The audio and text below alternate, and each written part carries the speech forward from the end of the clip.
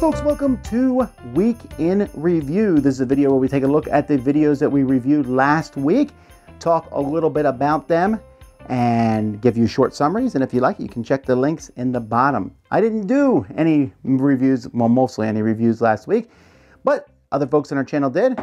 So let's take a look at what they have to say. Hey everybody, Z Garcia here. Last week we put out a new best of the month, showing you some awesome new games a few of us have played, and we put out a new blender, so go check that out as well.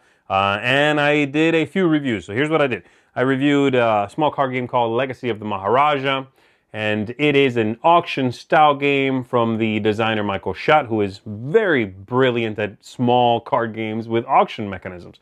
This one's also very cool. The theme's a little boring.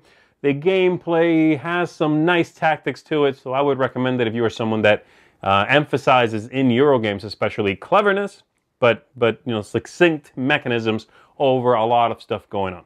I reviewed Mission Impractical, a really kooky party game in which you are going on weird expeditions, missions, with bizarre random things, like, okay, I'm going to break into a bank, so I'm going to take a banana, and I'm going to take an anvil, and I'm going to take whatever. And people have to guess which thing you're going on, which mission, by the things you're picking. It's bizarre. You're going to need the right crowd for this one, someone who can get into, like, weird storytelling and who gets amused by, strange stuff like this.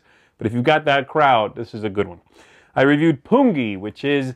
kind of feels like it's a card game. It kind of feels like a trick-taking game, sort of. It's a set collection game also, sort of. It's original. It's interesting. It's got a nice cadence to it. You're playing cards out and attempting to take some snakes, but you got to land in the right place in the turn order, And if someone plays an animal, you might want to follow that suit, if you would, to take earlier. It's very cool. I recommend you go check that one out. I enjoyed it. And then lastly, I reviewed The Lost Expedition, which is it can be a co-op game. You can play head-to-head also, or you can play solitaire, which is my favorite way to play it. And you are going on an expedition, of course, through the jungle. Playing cards out, you have to arrange them in a certain way. Some bad things are going to happen, some good things are going to happen. You have to keep your explorers alive, contend with some things, explore through the jungle. Once you get to the Lost City, you win. But it's a tough one. And it's very, very beautiful. Nice large cards, great artwork. This one's really neat, and especially solitaire. I think people out there that are looking for a neat new solitaire game are going to get a kick out of this one, so go check out that review, all right? And that's it for me. I will see you all next time. Hey everybody, welcome back to another week in review. I took care of 5 more videos for you this week. The first one was a review for Fantasy Baseball by CSE Games.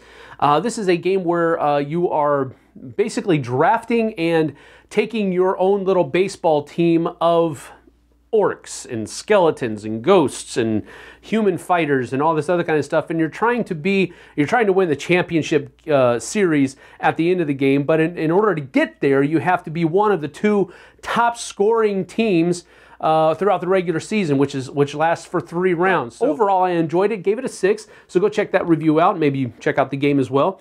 I also did Spoils of War, a new game that's coming out from Arcane Wonders, which is a play on Liar's Dice, really, with some stuff added to it, set collection and teams and all this kind of stuff. So I really actually enjoyed this one much, much more than Liar's Dice. I'm not a fan of Liar's Dice at all, but when you take that mechanism of rolling dice and all of that kind of stuff and add it to this betting and set collection and all the other stuff that comes in Spoils of War, really brought it up for me. Gave it a 7. So go check that out and see how you like it.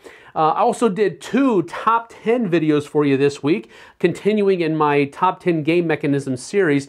I did numbers 5 and 6. So I did top 10 dice rolling games, which was my number 5 mechanism. And then my number 6 mechanism was area control games. So I also did a top 10 list for that one as well. But that's it for me this week. We'll see you guys on the flip side. All right, really the only review I did last week was Summoner Wars, which is a fantastic card game. I love that game very, very, very much, and I did a video explaining why. Also took a look at some publishers, best of publishers, and of course we put out other videos throughout the week. Folks, thanks so much for watching. Watch our reviews this week. Until next time, I'm Tom Bassel, and this has been Week in Review on the Dice Tower.